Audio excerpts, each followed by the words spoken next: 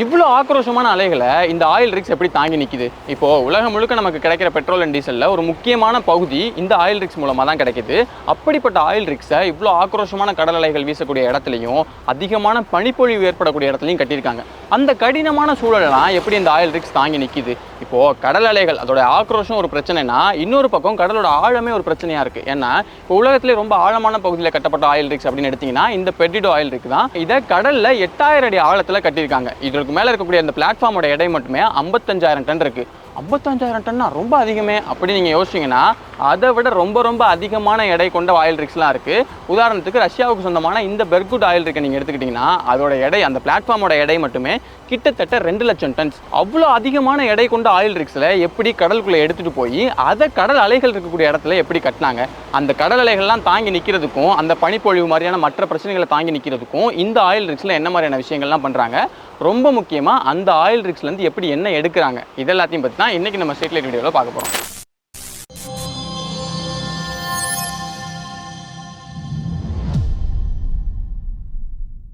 பொதுவாக அந்த ஆயில் ரிக்ஸை பொறுத்தவரை அது கடல் தரைன்னு 2 இடத்துலையுமே கட்டுவாங்க. இதில் தரையில் இருக்கிறதா ஆன்ஷோர் ஆயில் ரிக் அப்படின்னும் கடலில் இருக்கிறதா ஆஃப்ஷோர் ஆயில் ரிக் அப்படின்னு சொல்லுவாங்க. இதில் இந்த ஆஃப்ஷோர் ஆயில் ரிக்ஸ் அப்படிங்கிறது ஆன்ஷோர் ஆயில் ரிக்ஸை விட கொஞ்சம் காஸ்ட்லி, அதை எண்ணெய் எடுக்கிறதுக்கு. அதே நேரத்தில் ரொம்ப ஆபத்தானதும் கூட. ஏன்னா நம்ம பார்த்தோம் கடினமான சூழல் அதை கட்டுறாங்க அப்படிங்கிறதுனால ரொம்ப சுலபமாக ஏதாவது சின்ன சின்ன தவறு நடந்தால் கூட பெரிய அளவில் ஆபத்து ஏற்பட்டுரும். இந்த ஆஃப்ஷோர் ஆயில் ரிக்ஸை எல்லாத்தையுமே ஒரே மாதிரி கட்ட மாட்டாங்க. இப்போது கடலுக்கு கீழே எந்த அளவுக்கு எண்ணெய் இருக்குது, அதை எந்த இடத்துல கட்ட போகிறாங்க, இவங்க எவ்வளோ நாளைக்கு எண்ணெய் எடுக்க முயற்சி பண்ண போகிறாங்க, கடலோட ஆழம் எவ்வளோ இருக்குது, தரையிலேருந்து அந்த கடல் பகுதி அந்த எண்ணெய் எடுக்க போகிறாங்க இல்லையா அந்த இடம் எவ்வளோ தூரத்தில் இருக்குது, இந்த மாதிரி நிறைய விஷயங்களை யோசித்து அதெல்லாம் அனலைஸ் பண்ணி தான் ஒவ்வொரு ஆயில் ரிக்ஸையும் வேறு வேறு மாதிரி டிசைன் பண்ணுவாங்க. இதில் கடல் தரைக்கு கீழே எவ்வளோ ஆழத்தில் இந்த எண்ணெய் இருக்குது அப்படிங்கிறது ரொம்ப ரொம்ப முக்கியமான பங்கு வகிக்குது. ஏன்னா இப்போ பொதுவாக அந்த எண்ணெய் எப்படி உருவாகுது? கடலில் அந்த நுண்ணுயிர்கள்லாம் இறந்து அப்படியே கீழே தரையில் போய் விழுந்து அது மக்கி போகிறதுக்கு முன்னாடியே அடுத்தடுத்த லேயர் ஆஃப் மண் அப்படியே மேலே மேலே மேலே விழுந்து அது ஏற்படுத்தின தொடர் அழுத்தத்தினால அது 1000 ஆண்டுகளா பல லட்சம் ஆண்டுகளா அப்படியே தொடர் அழுத்தத்தில் இருந்து அதெல்லாம் ஒன்றா சேர்ந்து ஒரு திரவ நிலைக்கு மாறி தான் நமக்கு எண்ணெயாக கிடைக்குது. இப்போ இந்த எண்ணெய்ங்கிறது தரைக்கு கீழே எவ்வளோ ஆழத்தில் வேணா இருக்கலாம், அதே மாதிரி எங்கே வேணா இருக்கலாம். அப்போது எந்த இடத்துல இருக்குது, கம்மியான ஆழத்தில் இருக்கா இல்லை ரொம்ப அதிகமான ஆழத்தில் இருக்கா அப்படிங்கிறத பொறுத்து அதுக்கேற்ற மாதிரியான காலம்ஸ்லாம் டிசைன் பண்ணுவாங்க. இப்போ அந்த காலம்ஸ்லாம் டிசைன் பண்ணுறதுக்கு முன்னாடி ரொம்ப முக்கியமாக எங்கே என்ன இருக்குது அப்படிங்கிறத கண்டுபிடிக்கணும் இல்லையா? அதனால் அதை தான் முதல் விஷயமா பண்ணுவாங்க. தரைக்கு கீழே எந்த அளவுக்கு என்ன இருக்குது, எங்கே இவங்க எடுக்கிறதுக்கு அளவுக்கு இருக்குது அப்படிங்கிறத முதல்ல கண்டுபிடிக்கணும் இல்லையா? அதனால் இதுக்கு நிறைய டெக்னிக்ஸை பயன்படுத்துவாங்க. அதில் ரொம்ப முக்கியமானது ஒளி அலைகளை ரொம்ப அதிகமான அழுத்தத்தில் கடல் கீழே அப்படியே அனுப்புவாங்க. அது கீழே இருக்கக்கூடிய தரையில் பட்டு பிரதிபலித்து மேலே வரும். இப்போது தரைக்கு கீழே இருக்கக்கூடிய பாறைகள் எல்லாமே ஒரே மாதிரி இருக்க போகிறதுல வேறு வேறு பாறைகள் தான் இருக்க போகுது. அப்போ ஒவ்வொரு பாறையும் அதோட பண்புகளுக்கு ஏற்ற மாதிரி அந்த ஒளி அலைகளை திரும்ப பிரதிபலிக்கும். அதே மாதிரி அந்த எண்ணெய் இருக்கக்கூடிய அந்த பகுதி இருக்கு இல்லையா, அந்த ஆயில் ரிசர்வ், அந்த பகுதியும் வேறு மாதிரி அந்த ஒளி அலைகளை பிரதிபலிக்கும். இதை வச்சு கண்டுபிடிப்பாங்க எந்த இடத்துல அந்த ஒளி அலைகள் இப்படி வருது, அந்த ஆயில் ரிசர்வ் இருக்கிறதுக்கு ஏற்ற மாதிரி எங்கேருந்து ஒளி அலைகள் வருது இப்படிங்கிற மாதிரி கண்டுபிடிக்கிறது ஒரு டெக்னிக். இது போக கடலில் இருக்கக்கூடிய மண்ணை எடுத்துகிட்டு போய் அதை அனலைஸ் பண்ணி செக் பண்ணுவாங்க. அடுத்து கடலுக்கு கீழே இருக்கக்கூடிய பாறைகளை கொஞ்சமாக ட்ரில் பண்ணி எடுத்துகிட்டு போய் ஓகே இந்த பாறை இருக்குது, இந்த பாறையோட கம்போசிஷன்லாம் இருக்குது, நம்ம ஏற்கனவே கண்டுபிடிச்சி வச்சு பார்க்கும்போது ஓகே இந்தந்த பாறைகள்லாம் இருந்துச்சு அப்படின்னா அப்போ இங்கே ஆயில் ரிசர்வ் இருக்கிறதுக்கான வாய்ப்பு அதிகம் அப்படிங்கிற மாதிரி கண்டுபிடிப்பாங்க. அடுத்து என்ன பண்ணுவாங்கன்னா இப்போ புவியீர்ப்புடைய அந்த விசை இருக்கு இல்லையா, அந்த விசையே ஒவ்வொரு பாறையும் அதோடைய அடர்த்திக்கு ஏற்ற மாதிரி கொஞ்சம் கொஞ்சம் மாறுபடும். அந்த அடர்த்தி மாறுபாடுகளை வச்சும் கண்டுபிடிப்பாங்க. இப்போ பாறை எப்படி மாறுபடுதோ அதே மாதிரி ஆயில் ரிசர்வ் இருக்கக்கூடிய இடத்துலையுமே அந்த ஈர்ப்பு விசை கொஞ்சம் மாறுபடும் இல்லையா? இந்த மாதிரி நிறைய டெக்னிக்ஸ் அவங்களுக்கு இருக்குன்னா ஓகே இந்த இடத்துல என்ன இருக்குது, இந்த அளவுக்கு இருக்குது. அது போக சேட்டலைட் இமேஜிங், இந்த மாதிரி நிறைய விஷயங்கள் இருக்கும். நான் சொன்னதெல்லாம் கம்மி தான். இது போக நிறைய விஷயங்களை வச்சு தான் எங்கே என்ன இருக்குது எவ்வளோ இருக்குது அப்படிங்கிறத கண்டுபிடிப்பாங்க. அப்படி கண்டுபிடிச்சதுக்கு அப்புறம் தான் மெயின் விஷயமே ஆரம்பமாகுது. கடலில் எந்த ஆழத்தில் இந்த ஆயில் ரிசர்வ் இருக்குது அப்படிங்கிறத பொறுத்து வேறு வேறு மாதிரி டிசைன் பண்ண ஆரம்பிப்பாங்க. அதுக்கப்புறம் தான் அதை கட்ட ஆரம்பிப்பாங்க. இப்போது கட்டுறதை கடலுக்குள்ளேயே டேரெக்டாக கட்டுறது கிடையாது. அதை தரையிலே, அதாவது கடல் கரையிலேருந்து தரையிலே அதை கட்டி முடிச்சுட்டு அதுக்கப்புறமா அதை கடலுக்குள்ளே எடுத்துகிட்டு போவாங்க. எப்படின்னா டக் போட்ஸ் மூலமாக டோப் பண்ணி கொண்டு போவாங்க. இப்போ நம்ம ஆரம்பத்தில் ஒரு விஷயம் சொன்னோம்ல, என்னன்னா 2 ஆயில் ரிக்ஸ் பற்றி பார்த்தோம். அதில் ஒன்று 55,000 டன், இன்னொன்று 2 லட்சம் டன்ஸ் அப்படின்னு பார்த்தோம். அது சின்ன எடையா? இப்போ இந்த கல்லையே தூக்கிட்டு போகிறது கஷ்டம். இப்போ அவ்வளோ பெரிய எடையுள்ள அந்த பிளாட்ஃபார்ம்ஸ் எல்லாத்தையும் எப்படி கடலுக்குள்ளே டக் போட்ஸ் வச்சு டோ பண்ணி கொண்டு போவாங்க? இந்த கேள்வி உங்களுக்கு வருதுன்னா அதுக்கான பதில் தான் பேலஸ்ட் டேங்க்ஸ். அது என்னப்பா பேலஸ்ட் டேங்க்ஸ் அப்படின்னு கேட்டிங்கன்னா, இப்போது அந்த ஆயில் ரிக்கோட பிளாட்ஃபார்மை சப்போர்ட் பண்ணுற காலம் இருக்கு இல்லையா, இதை எத்தனை டிசைனில் கட்டுவாங்க அப்படிங்கிறத தெரிஞ்சுக்கிட்டாலே இதுக்கான பதில் நமக்கு புரிஞ்சிடும். ஒவ்வொரு ஆயில் ரிக்கையுமே அது இருக்கிற இடத்த பொறுத்து கொஞ்சம் வேறுபாடுகளோட டிசைன் பண்ணியிருந்தாலுமே அதிகமாக பயன்படுத்தக்கூடிய டிசைன்ஸ் அப்படிங்கிறத வச்சு மொத்தம் 3 வகையாக அதோட காலம்ஸை பிரிச்சிடலாம். ஒன்று ஃபிக்ஸ்டு பிளாட்ஃபார்ம்ஸ், அடுத்தது செமி சப்மிசிபிள் பிளாட்ஃபார்ம்ஸ், அடுத்தது ஸ்பேர் பிளாட்ஃபார்ம்ஸ். இப்போ இந்த வீடியோட ஆரம்பத்தில் 8000 அடி ஆழத்தில் ஒரு ஆயில் ரிக் கட்டியிருக்காங்கன்னு சொன்னேன் இல்லையா, அதெல்லாமே இந்த ஸ்பேர் பிளாட்ஃபார்ம் வகை தான். அதில் மற்ற 2 வகையை விட நிறைய வித்தியாசமான டெக்னிக்ஸ்லாம் கையாண்டிருப்பாங்க. அது என்ன அப்படிங்கிறத நம்ம போக பார்ப்போம்.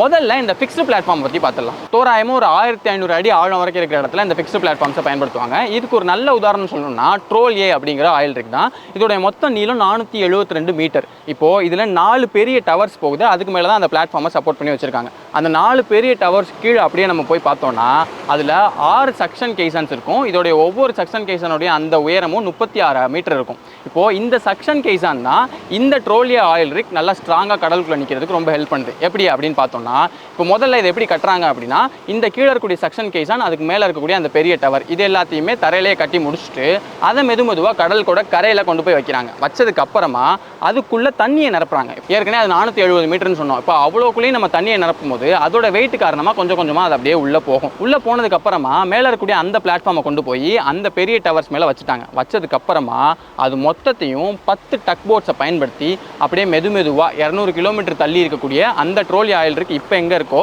அந்த இடத்துக்கு கொண்டு போய் அதை ஃபிக்ஸ் பண்ணுறாங்க. இதில் அந்த சக்ஷன் கேஸான் எப்படி அதை ஸ்ட்ராங்காக வச்சுக்குது அப்படின்னா, அந்த 6 சக்ஷன் கேஸனுடைய அடிப்பாகத்தையும் மூடாமல் ஓப்பனாக தான் வச்சுருப்பாங்க. ஆனால் அதுவே அந்த 4 பெரிய டவர்ஸையும் கீழே மூடி வச்சுருப்பாங்க. இப்போ அந்த ட்ரோலியாவை கடல் தரைக்கு மேலே அப்படியே உட்கார வைப்பாங்க. இப்போது அந்த 4 பெரிய டவர்ஸ் கீழே மூடி இருக்கும் அப்படிங்கிறதுனால அதை அப்படியே உட்காந்துக்கும். பக்கத்தில் இருக்கிற கேஸானுமே அப்படியே உட்காந்துக்கும் தான். ஆனால் அந்த கேஸானில் ஒரு விஷயம் பண்ணுவாங்க. என்னென்னா, கீழ் வழியாக தண்ணி ஏற்கனவே போய் சேர்ந்துருக்கும் இல்லையா, அந்த தண்ணி எல்லாத்தையும் மேலேருந்து கொஞ்சமாக பம்ப் பண்ணி எடுப்பாங்க. அப்படி பம்ப் பண்ணி எடுக்கும் போது வெளியில் இருக்கக்கூடிய தண்ணியோட அழுத்தமும் அந்த சக்ஷன் கேஷானுக்குள்ளே இருக்கக்கூடிய தண்ணியோட அழுத்தமும் மாறுபடுது. அப்படி மாறுபடுறதுனால அந்த சக்ஷன் கேஷான் எல்லாமே அந்த அழுத்த மாறுபாட்டால் கொஞ்சமாக உள்ளே போக ஆரம்பிக்கும்.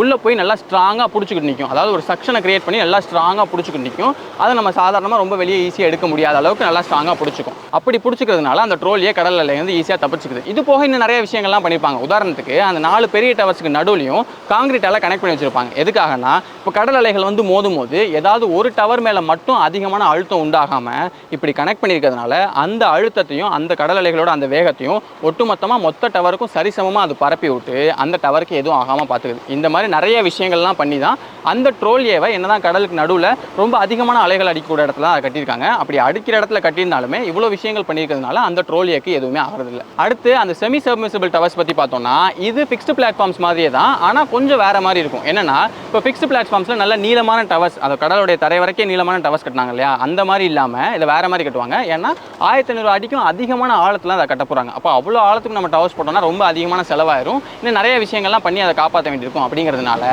இதில் ரொம்ப கம்மியான உயரத்தில் டவர்ஸ் வச்சு, அந்த பிளாட்ஃபார்ம்ஸ் கீழே இருக்கக்கூடிய டவர்ஸ் வந்து ரொம்ப கம்மியான உயரத்தில் இருக்கும். அதுக்கு கீழே பேலஸ்ட் டேங்க்ஸ் இருக்கும். இப்போ இந்த பேலஸ்ட் டேங்க்ஸில் தண்ணியால் நிரப்பி வச்சுருவாங்க. இப்போ தண்ணியால் நிரப்பினா என்ன ஆகும்? ஃபிக்ஸ்டு பிளாட்ஃபார்ம்ஸ் எப்படி டோ பண்ணி கொண்டு போகும்போது தண்ணியால் நிரப்பினால உள்ளே போச்சு இல்லையா, அதே மாதிரி இதுவும் கொஞ்சம் உள்ளே போக ஆரம்பிக்கும். அதுக்கப்புறமா டக் போட்ஸ் வச்சு முன்னாடி ஃபிக்ஸ் பிளாட்ஃபார்ம்ஸை பண்ண மாதிரியே அதை அப்படியே மெதுவாக அதோட இடத்த கொண்டு போய் அங்கே ஃபிக்ஸ் பண்ணிவிடுவாங்க. இப்போது ஃபிக்ஸ்டு பிளாட்ஃபார்ம்ஸ் பொறுத்த வரைக்கும் தரையில் ஃபிக்ஸ் பண்ணி வச்சுட்டோம். ஆனால் இதை அப்படி பண்ண மாட்டாங்க. இது தரைக்கு மேலே அந்த கடல் அலைகளில் அப்படியே தொடர்ந்து இருந்துகிட்டே இருக்கும். அதை மூரிங் லைன்ஸ் அப்படின்னு சொல்கிறாங்க. நல்ல ஸ்டீல் கம்பிகள், நல்ல ஸ்ட்ராங்கான ஸ்டீல் கேபிள்ஸை வச்சு அதை கீழே கடல் தரையோட சப்போர்ட் பண்ணி கட்டி வச்சுருவாங்க. அதுக்காக அது ஸ்ட்ராங்காக நின்றுமா அப்படின்னு கேட்டிங்கன்னா, கடல் அலைகளால் அந்த பக்கமும் இந்த பக்கமும் அசைய தான் செய்யும். அப்படி அசையும் போது அந்த கடலோடையோட வேகத்துக்கு ஏற்ற மாதிரியும் கடலோடைய ஆக்ரோஷத்துக்கு ஏற்ற மாதிரியும் இந்த பேலஸ்ட் டேங்க்ஸில் இருக்கக்கூடிய தண்ணியை கூட்டி குறைக்கிறது, அந்த மாதிரியான விஷயங்கள் பண்ணுவாங்க. அது போக ரொம்ப முக்கியமாக இந்த பேலஸ்ட் டேங்க்ஸ் கீழேயே இந்த மாதிரி த்ரஸ்டர்ஸ் இருக்கும். அந்த த்ரஸ்டர்ஸை இவங்க தொடர்ந்து மூவ் பண்ணிக்கிட்டே இருப்பாங்க. எதுக்காகனா, ஒரு குறிப்பிட்ட லொக்கேஷனில் அந்த ஆயில் ரிக் இருந்தே ஆகணும் அப்படிங்கிறத ஃபிக்ஸ் பண்ணிடுவாங்க. அதுக்கப்புறம் சேட்டலைட் மேப்பிங் இந்த மாதிரி நிறைய விஷயங்களை பயன்படுத்தி அந்த த்ரஸ்டர்ஸை தொடர்ந்து மூவ் பண்ணி இந்த பக்கமும் அசைச்சு ஒரு குறிப்பிட்ட பவுண்டரிக்குள்ளேயே அந்த ஆயில் ரிக்ஸை தொடர்ந்து மெயின்டைன் பண்ணிகிட்டே இருப்பாங்க. கடைசியாக தான் ஸ்பேர் பிளாட்ஃபார்ம்ஸ். இதில் fixed platform, semi submersible platforms, இது ரெண்டுத்தோட டிசைனையும் ஒன்றா இணைச்சு செஞ்சுருப்பாங்க. இதுக்கு ஒரு நல்ல உதாரணம் தான் வீடியோட ஆரம்பத்தில் பார்த்த அந்த பெர்டிடோ ஆயில் ரிக். இதை கடலில் 8000 அடி ஆழத்தில் கட்டியிருப்பாங்கன்னு சொன்னேன் இல்லையா. இப்போது ஃபிக்ஸ்டு பிளாட்ஃபார்ம்ஸ் மாதிரியே இதுலேயும் டவர்ஸ் போட்டிருப்பாங்க. ஆனால் அதை கடலோட தரை வரைக்கும் போடாமல் அதை ஒரு குறிப்பிட்ட ஆழத்துலேயே நிப்பாட்டிட்டு செமி சப்மிசிபிள் ஆயில் ரிக்ஸில் போட்ட மாதிரியே மூரிங் லைன்ஸ் வச்சு கீழே கனெக்ட் பண்ணிவிடுவாங்க. இப்போது அந்த பெரிய டவர் இருக்கு இல்லையா, அந்த டவரில் தண்ணியால் நிரப்பிடுவாங்க. பெர்டிடோ ஆயில் ரிக்கை பொறுத்த வரைக்கும் கிட்டத்தட்ட ஒரு 550 அடி வரைக்கும் தண்ணியால் நிரப்பியிருக்காங்க. அப்போ அதுவே நல்ல ஒரு ஸ்ட்ரென்த்தை கொடுத்து அதை கடலில் நல்லா ஸ்ட்ராங்காக இருந்துக்க வச்சுக்கும். இருந்தாலும் கடல் அலைகளால் அதை பாதிக்கப்பட வாய்ப்பு இருக்குது. அப்படிங்கிறதுனால இன்னும் நிறைய விஷயங்கள் பண்ணியிருப்பாங்க. உதாரணத்துக்கு இப்போ இவ்வளோ ஆழத்தில் இருக்கிறதுனால கடல் அலைகள் அதை சுற்றி வரும்போது வார்டிசஸ் அப்படிங்கிற இந்த சுழலெல்லாம் உருவாகும். அதனால அந்த ஆயில் ரிக்ஸ்க்கு பாதிப்பு ஏற்பட வாய்ப்பு இருக்குது. அதனால் என்ன பண்ணுறாங்கன்னா, அந்த டவரோட மொத்த நீளத்துக்கும் நல்லா ஸ்பைரலான ஒரு அமைப்பை போட்டு வச்சுருக்காங்க. இதனால் என்ன ஆகுதுன்னா, இப்போ நார்மலாக ஒரு வார்டிஸ் உருவாகுதுன்னா, ஒரு டவர் இருக்குது, அந்த டவரை சுற்றி அலைகள் வரும்போது அந்த டவருக்கு அந்த பக்கமாக ஒரு சுழலை உருவாக்கும். ஆனால் இந்த மாதிரி ஒரு ஸ்பைரல் கன்ஸ்ட்ரக்ஷனை போட்டிருக்கிறதுனால அந்த அலையால் ஒரு கரெக்டான மூவ்மெண்ட்டை அந்த டவரை சுற்றி கொடுக்க முடியாது. அந்த வார்டிசஸ் அதனால் உருவாகாமல் அந்த டவருக்கு எதுவும் ஆகாமல் பார்த்துக்குது. இது இதில் பண்ணியிருக்காங்க. இப்போ இது போக நம்ம வீடியோட ஆரம்பத்தில் பெர்கூட் ஆயில் ரிக் அப்படின்னு ஒன்று பார்த்தோம் இல்லையா, அதில் அங்கே வந்து பூகம்பங்கள் அதிகமாக ஏற்படக்கூடிய பகுதியில் அதை கட்டி வச்சிருக்காங்க. அப்போ அதில் என்ன பண்ணுறாங்க அப்படின்னா பெண்டுலம் பியரிங் ஐசோலேட்டர்ஸ் அப்படிங்கிற ஒரு அமைப்பை போட்டு வச்சிருக்காங்க. கிட்டத்தட்ட 52 ஸ்ட்ரக்சர்ஸ் இந்த மாதிரி அதில் இருக்குது. இது என்ன பண்ணுன்னா நிலநடுக்கம் ஏற்படும் போது அந்த ஆயில் ரிக் அந்த பக்கமும் இந்த பக்கமும் அசைஞ்சிச்சு அப்படின்னா அதுக்கேற்ற மாதிரி இந்த பெண்டுலம் ஐசோலேட்டர்ஸும் அந்த பக்கமும் இந்த பக்கமும் அசையும். அதாவது கீழே இருக்கக்கூடிய டவர் அசையும், மேலே இருக்கிற அந்த பெண்டுலம் ஐசோலேட்டர்ஸ் அசையும். அப்படி அசைகிறது மூலமாக அந்த நிலநடுக்கத்தால் ஏற்படக்கூடிய அந்த அசைவுகளை இது அதுக்குள்ளேயே பேலன்ஸ் பண்ணி வச்சுக்கிட்டு மேலே இருக்கக்கூடிய பிளாட்ஃபார்முக்கும் ஒன்றும் ஆகாமல் பார்த்துக்குது. இது போக மின்சாரத்துக்கு என்ன பண்ணுவாங்க, ஏன்னா தரையிலேருந்து 200 கிலோமீட்டர் 300 கிலோமீட்டர் தள்ளி உள்ள இருக்காங்க இல்லையா, அவங்களுக்கு மின்சாரம் எப்படி கிடைக்கும் அப்படின்னு கேட்டிங்கன்னா இப்போ அவங்க எல்லாமே கிட்டத்தட்ட எல்லா ஆயில் ரிக்ஸ்லையுமே பவர் ஸ்டேஷன்ஸ் வச்சிருப்பாங்க. அந்த பவர் ஸ்டேஷன்ஸ் இருக்கக்கூடிய டர்பைன்ஸை சுற்றுறது மூலமாக தேவையான மின்சாரத்தை உற்பத்தி பண்ணிப்பாங்க. கிட்டத்தட்ட 1 லட்சம் வீடுகளுக்கு தேவையான மின்சார அளவுக்குலாம் கூட உற்பத்தி பண்ணக்கூடிய ஆயில் ரிக்ஸ் எல்லாமே இருக்குது. அதனால் மின்சாரத்துக்கு அவங்களுக்கு எந்த பிரச்சனையும் வரப்போகிறதில்லை. இந்த மாதிரி தேவையான வசதிகள் எல்லாத்தையுமே அந்த உள்ள இருக்கக்கூடிய பிளாட்ஃபார்ம்ஸ்லேயே அவங்க ரெடி பண்ணி வச்சுப்பாங்க. அங்கே இருக்கிறவங்க ஆளுகளுக்கு தேவையான தங்குற வசதி இந்த மாதிரி எல்லா விஷயமே அதுக்குள்ளேயே இருக்கும். அதனால் அவங்களுக்கு எந்த பிரச்சனையும் வராது. இது போக ஏதாவது சப்ளைஸ் தேவைப்பட்டுச்சு அப்படின்னா அப்பப்போ நிறைய ஆயில் ரிக்ஸ் எல்லாமே வந்து ஹெலிபேட்ஸ்லாம் இருக்குது. ஹெலிகாப்டர் மூலமாக வந்து சேரும், இல்லைனா வந்து போட்ஸ் மூலமாக வந்து சேரும். இந்த மாதிரி தேவையான எல்லா விஷயத்தையுமே பண்ணிப்பாங்க. இப்போ சொன்ன அந்த 3 டிசைன் மட்டும் இல்லாமல் இன்னும் நிறைய டிசைன்லாம் கூட அந்த ஆயில் ரிக்ஸ் இருக்குது. உதாரணத்துக்கு நம்ம அந்த ஃபிக்ஸ்டு பிளாட்ஃபார்ம்ஸ் எடுத்துக்கிட்டோம்னா இன்னும் அதிகமான ஆழம் போகும்போது அதை ரொம்ப ஃபிக்ஸ்டாக இல்லாமல் தண்ணிக்கு ஏற்ற மாதிரி கொஞ்சம் அந்த பக்கமும் இந்த பக்கமும் அசைஞ்சு கொடுக்குற மாதிரி அந்த பிளாட்ஃபார்ம்ஸை கட்டுறாங்க. செமி சப்மிசபிள்லேயே அதை மொத்தமாக அசைகிற மாதிரி இல்லாமல் ஒட்டுமொத்தமாக அசையாமல் ஸ்ட்ராங்காக நிற்கிற மாதிரி சப்மிசபிள் பிளாட்ஃபார்ம்ஸும் கட்டுறாங்க. இந்த மாதிரி அந்த ஆயில் ரிக் எங்கே கட்ட போகிறாங்க, எவ்வளோ எண்ணெய் எடுக்க போகிறாங்க, நிறைய விஷயங்களை கன்சிடர் பண்ணி அதுக்கேற்ற மாதிரி அந்த டிசைனில் அந்த பக்கம் இந்த பக்கமாக நிறைய ட்வீக்ஸ் எல்லாம் பண்ணி தான் அவங்க அந்த ஆயில் ரிக்ஸை கட்டுறாங்க. முன்னமே சொன்ன மாதிரி தான் கடலில் எவ்வளோ ஆழத்தில் கட்ட போகிறாங்க, அந்த இடத்துல கடல் அலைகளோட வேகம் எப்படி இருக்க போகுது, எவ்வளோ எண்ணெய் எடுக்க போகிறாங்க அப்படிங்கிற நிறைய விஷயங்கள்லாம் கன்சிடர் பண்ணி ஒவ்வொரு ஆயில் ரிக்கையும் அதோடைய இடத்துக்கு ஏற்ற மாதிரி வேறு வேறு டிசைன் பண்ணி ட்வீக் பண்ணி தான் அதை கட்டுவாங்க. இப்படி தேவைக்கு ஏற்ற மாதிரி டிசைன் பண்ணதுக்கு அப்புறமா தான் கீழே இருந்து எண்ணெய் எடுக்க ஆரம்பிப்பாங்க. எண்ணெய் எப்படிப்பா எடுப்பாங்க அப்படின்னு கேட்டிங்கன்னா அது ஒரு பெரிய கதை. இப்போ வரைக்குமே நான் வீடியோ எவ்வளோ நேரம் பேசியிருக்கேன்னு தெரியல. இப்போ எண்ணெய் எப்படி எடுப்பாங்க நான் பேச ஆரம்பிச்சேன்னா அது இதே மாதிரி இன்னொரு லென்த் நான் பேச வேண்டியிருக்கும். எழுதி தான் வந்திருக்கேன். ஆனால் இப்போ நம்ம இதுக்கு மேலே பேசணும்னா இன்னும் பெருசாக போகும். அதனால் நாங்கள் வந்து இதோட ஸ்டாப் பண்ணிக்கிறோம். ஒருவேளை உங்களுக்கு என்ன எப்படி எடுப்பாங்க அப்படின்னு தெரிஞ்சுக்கணும்னு நினச்சிங்க அப்படின்னா கீழே கமெண்ட்டில் சொல்லுங்கள். அதை பற்றி நம்ம இன்னொரு வீடியோவில் பேசலாம். ஓகே, இப்போது நான் இது வரைக்கும் நான் எப்படி டிசைன் பண்ணுவாங்க, எப்படி கன்ஸ்ட்ரக்ட் பண்ணுவாங்கன்னு சொன்னேன் இல்லையா, இது எல்லாமே ரொம்ப மேலோட்டமாக நான் சொன்ன விஷயங்கள் மட்டும்தான். அதாவது உள்ளுக்குள்ளே நம்ம ரொம்ப டீட்டெயிலாக பேசணும் ஆரம்பித்தோம் அப்படின்னா அதை பற்றி நாள் கணக்காக பேச வேண்டி வரும். ஏன்னா ஒவ்வொரு ஆயில் ரிக்கும் வேறு வேறு மாதிரி டிசைன் பண்ணியிருப்பாங்க. இப்போது அதோடைய ஸ்டார்டிங் ஸ்டேஜில் அதாவது என்ன எங்கே இருக்குது அப்படிங்கிறத கண்டுபிடிக்கல ஆரம்பித்து அதை டிசைன் பண்ணுறது. இப்போ டிசைன் பண்ணுறதுக்கே 6 மாதத்துலேருந்து 1 வருஷம் 2 வருஷம்லாம் கூட சில ஆயில் ரிக்ஸ்க்கு ஆகுது. அதுக்கப்புறமா அதை மொத்தமாக கன்ஸ்ட்ரக்ட் பண்ணி முடிச்சு அதை கடலுக்கு எடுத்துகிட்டு போய் கடல்லேருந்து டோ பண்ணி 200 கிலோமீட்டர் 300 கிலோமீட்டர் அதை கடலுக்குள்ளே டோ பண்ணி அதை ஸ்பாட்டுக்கு கொண்டு போய் ஸ்பாட்டில் அதை ஒன்று ஃபிக்ஸ் பண்ணி கரெக்டாக அதுக்கு எதுவும் நடந்துடாமல் பார்த்துக்கிறது அப்படின்னு ஒவ்வொன்றுக்குமே நுணுக்கமாக நிறைய விஷயங்கள் நடக்கும். அப்படி நிறைய விஷயங்கள் ரொம்ப நுணுக்கமாக பண்ணுறதுனால தான் இவ்வளோ ஆக்ரோஷமான கடல் சூழலையும் இவ்வளோ ஆக்ரோஷமான கால சூழலையும் தாங்கி இந்த ஆயில் ரிக்ஸ் எல்லாம் நிற்க முடியுது. ஆனால் என்னதான் இவ்வளோ விஷயங்கள் பண்ணியிருந்தாலுமே கூட நிறைய விபத்துகள் அங்கே ஒன்றும் இங்கே ஒன்றுமா நடந்திருக்கு. கிட்டத்தட்ட ஒரு 6-7 விபத்து கிட்ட நடந்திருக்கு. அந்த 6-7 விபத்துகள் மூலமாக இது வரைக்கும் ஆயிரக்கணக்கான மக்கள் இறந்தும் போயிருக்காங்க. அப்படி ஒவ்வொரு தடவை இறக்க ஓகே இந்த தப்புலாம் நம்ம பண்ணியிருக்கோம், இந்த தப்பெல்லாம் பண்ணியிருக்கோம் அப்படின்னு ஒவ்வொரு தடவை நிறைய விஷயங்களை கற்றுக்கிட்டு தொடர்ந்து அதை அப்டேட் பண்ணி தான் இப்போ ஆயில் ரிக்ஸ் இருக்கக்கூடிய இந்த தொழில்நுட்பத்துக்கு வந்து சேர்ந்துருக்கு. இப்போ நமக்கு ஈஸியாக தெரியுது பெட்ரோல்லாம் கிடைக்கிது, டீசல்லாம் கிடைக்கிது அப்படிங்கிற மாதிரி.